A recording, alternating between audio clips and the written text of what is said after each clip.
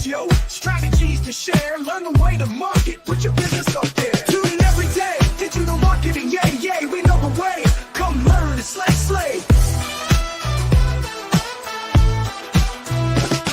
Build your brand strong. Make your money long. With the podcast groove, can't go wrong.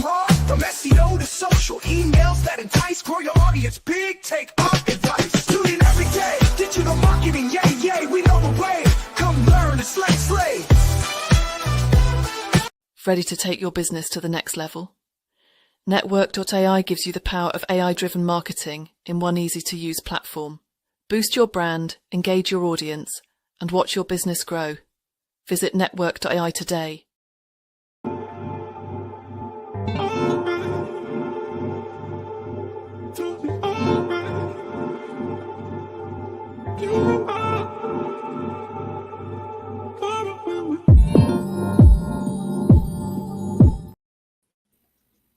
All right. Happy Monday. New week, new information, new tips. We're back. Digital Marketing NetWurk. We're back. Mickey Black, Jennifer J. Happy Monday. So we're back and we're talking about content generation strategies and how you're making content using automation, using AI. I know last week we talked about the tools and the different platforms there are, but we didn't really talk about what you do with these things. Like, really, like once you have the things, what are the first steps? So I know, Jennifer, you're big on content calendars and all of those things. We know the tools. What are the first things you do when you're sitting down to generate content for your brand? Where do you start? Chat GPT. Well, we know that's the tool, but what do you type in? How do you get the brand voice or your strategy? What do you start? Right. So based on what I'm trying to accomplish, right? So I would type in, again, mine is already set up, right? So it already knows, because I have it in the preferences, I have the memory updated. It already knows that we sell software to capture, follow up, convert, and retain, right? So it knows that. So I think that's it. So I think that's where you start, is really creating that knowledge base of like, this is who we are. This is what we're thinking. This is what we're trying to do. So how would you go? What would you call that? Would you say you need to start with your mission and vision statement? Would you start with your product? What would you start with in terms of getting that knowledge in there? I think your vision is really important, because a lot of things I say, make sure it aligns with the company vision, right? So I would start with the vision, who you are, who you service, what problem you solve, and what's the solution, right? I love that. Now, do you set it up in a document that you drop in, or I know, and on the back end, specifically on ChatGPT, as well as go high level, there's spaces where you can drop in a PDF or drop in an Excel grid or whatever. Which way works best for you? What do you do? So I always start with a document, no matter where I'm going to put it. So whether I'm going to copy and paste it, whatever, because if you start typing into the system and something happens, you lose all of that. And I've done that many, many times. And so now I always start with a static document in Google Docs, where if something happens, it's automatically saved, right? Then you can either download that as a PDF and upload it, or copy and paste it. I love that. Keeping it as a separate document, because you've got the browser window that could easily go away, or if the ChatGPT decides to shut you out or whatever, you won't have that. So I like keeping it in your Google Doc. It automatically saves. You can export it when you need to. And then I know the current versions of ChatGPT have a feature where you can link it to a Google Doc. So when you say you want to attach something, there's an option there to just link straight to your Google Doc, and you can do it that way, and you always have it. I love it. So now What do you do now when you got that Google Doc? Where do you go from there? Right. So the next step is putting it in whatever you're using, right? So I use ChatGPT. It's a million of them. Just knowing Gemini or right, right, Claude. right. So just knowing those things. So you put it in there. Now you can, once you put it in there and it's in I use the personalization section. And so once you put that in there, then now it understands. And so I kind of do a test to see if it really has the right information and say, give me a summary of what we do. Gotcha. That way you can say, it'll tell you everything you put in there. Like, okay, good. Now let's create a social media campaign. I tell it which platform, because it spits out different messaging based on the platform. And Gotcha. then you want to make sure that you're also telling it how to speak in your voice, right? And so using your voice is really, really important, because certain words I just don't say. And so I had to tell her, like, no, don't use those words.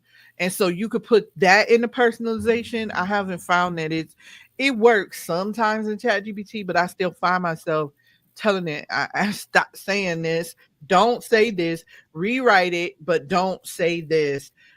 Break it down simple, make it so that a fifth grader could use it. Then if it's too high level, I'm like, nope, I can break it down, even further. So just knowing your audience and knowing how you want your content to come out, that's the next step. So even if you just say, okay, let's brainstorm some ideas for the next 6 months, what should we post about?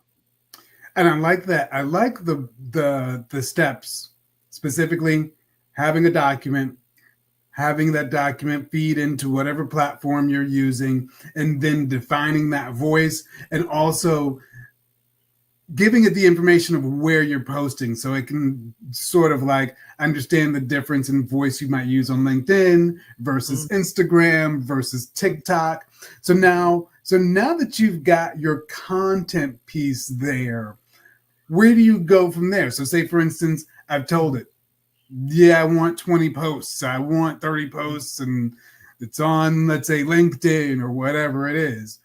But now you need video, you need images, you need the comment stuff. How do you go from there? What do you do after that? Yeah, so for video, I do my own videos, but I do use different software to like kind of chop it up or create shorts and things like that. So one of the software platforms I do use is Opus Clips to create shorts, right, out of my content. The other one I use, which is more so for YouTube or long form videos in a landscape, is Taja AI, right? Yeah. I told you about that. Now, if I need images, I go between Midjourney and ChatGPT. So so what I've noticed is ChatGPT uses Dolly. Dolly is now toying with words, right? Which I love. And so it's putting. What do you mean toying with words? Meaning putting type in the images? Yes. Now I also learned a trick from somebody of how you can go into Canva and edit those when it doesn't do it quite right.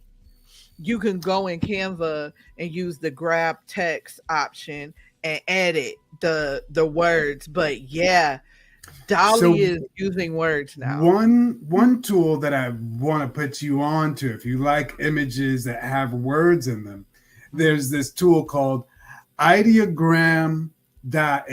And so that's IDEOGRAM.ai. And ever since their inception, that's been their strong point, is you can type in, and I actually did a couple for a client that was a fashion brand. And so he wanted like images, like lifestyle images of like shirts that had quotes on them. You can type clear, legible type, say Grace, and then it will make t-shirts that have Grace, or a person with a sign that has the type that you want, and it's very good, very legible. They actually made it for logos. So they made it for logos and design things. So you might want to check that out if you want clear, legible type in your image AI. And they do a fabulous job of the AI itself. Like, the images are really creative, the quality is great, and they have type. Awesome. Yeah, so you might want to check that out. I'm going to type that in here for you guys. All right, perfect. All right, so then I know we also talked about last week so I'm going to give you this hack.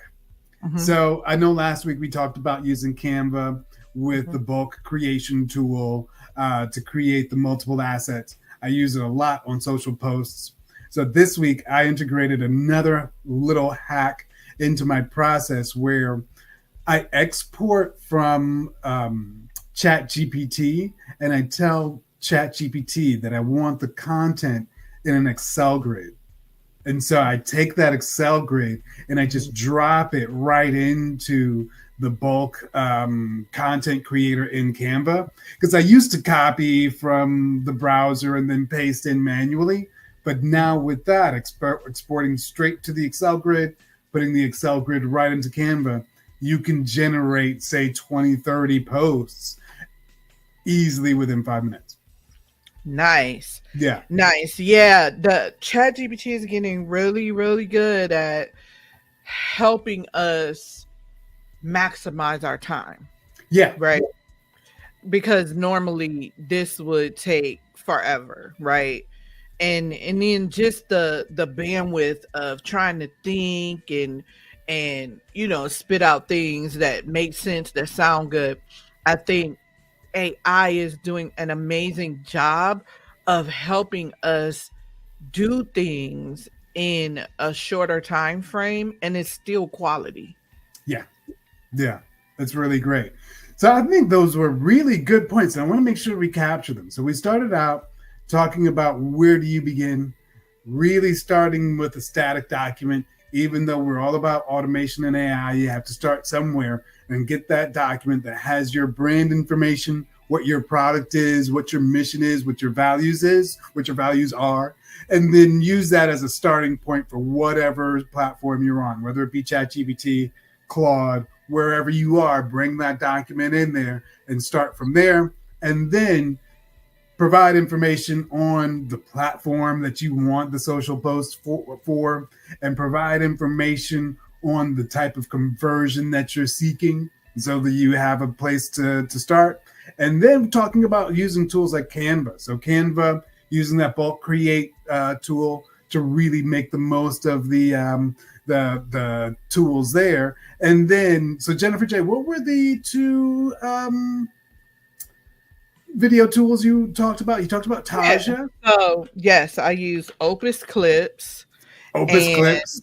And then I use Taja.ai. All right. And then the bonus hack, asking ChatGPT or your platform to export it into an Excel grid for you, so you can easily share or upload into Canva. So that should make your life a lot easier. That was a whole ton of value we gave today. Anything else we want to drop before we head out of here? No, I think that we shouldn't be scared of AI. We should utilize it to help us. So think of AI as your assistant to avoid burnout, right? Because we have all of these things that we have to do, and it just makes it cut down the time that we would normally do it, and makes our job easier. So embrace AI and utilize it to help you get more things done in less time. I love it. Until next time, elevate your automation. We'll see you later. Peace. And that's a wrap, fam. Thanks for tuning in to another fire episode of Digital Marketing NetWurk. We hope you're leaving with some new tricks up your sleeve and a smile on your face. But don't just sit on this knowledge. Get to work. And if you're ready to level up and put your biz on autopilot, here's the play. Text the word systems to 470 517 7006. We'll hook you up with everything you need to automate your hustle and free up your time for the things that really matter, like figuring out where to spend all that extra cash. Stay sharp, stay hungry, and we'll catch you on the next one.